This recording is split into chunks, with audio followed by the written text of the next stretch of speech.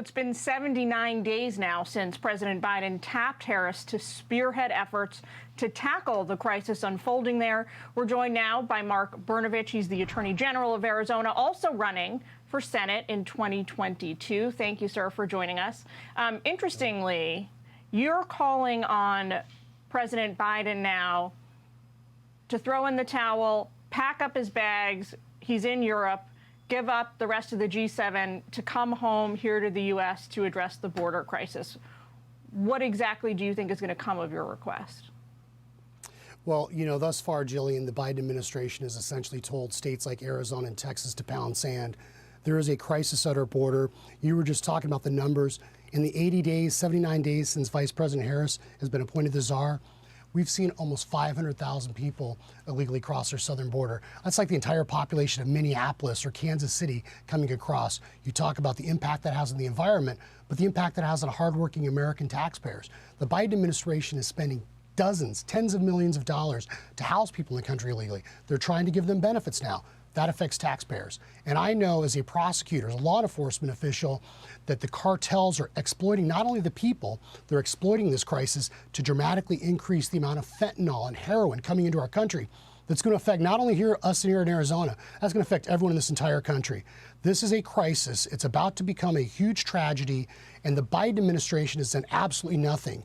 And they've gone to Central America, they're going to Europe, but my goodness, please care about America at least half as much as you care about Europe, and then we'll be able to solve this crisis. So it appears from the outside like this is fast becoming a story about conflicting messages, right?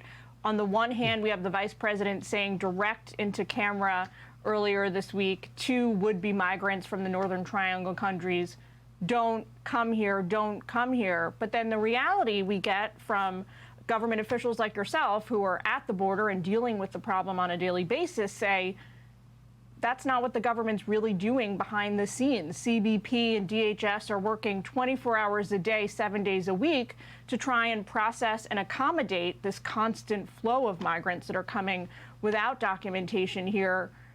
Who do we believe? You know, we see these pictures from the ground. They look horrific. Are we to not believe our own eyes? Yeah. What's the old Groucho Marx line? Who do you want to believe, President Biden or your lying eyes?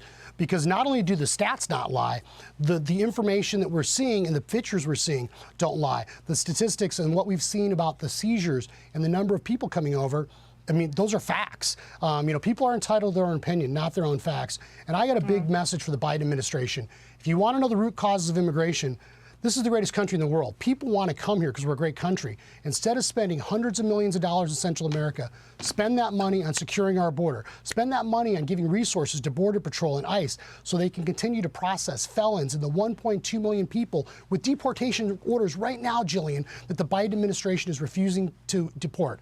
We actually have a case for pending a decision from a federal judge right now, trying and just asking the Biden administration to follow the law, complete the wall, and deport people that have been ordered to be deported. Mr. Attorney General, we got to leave it there, but thanks for sharing your thoughts with us on this Friday. We appreciate it. Thank you, John.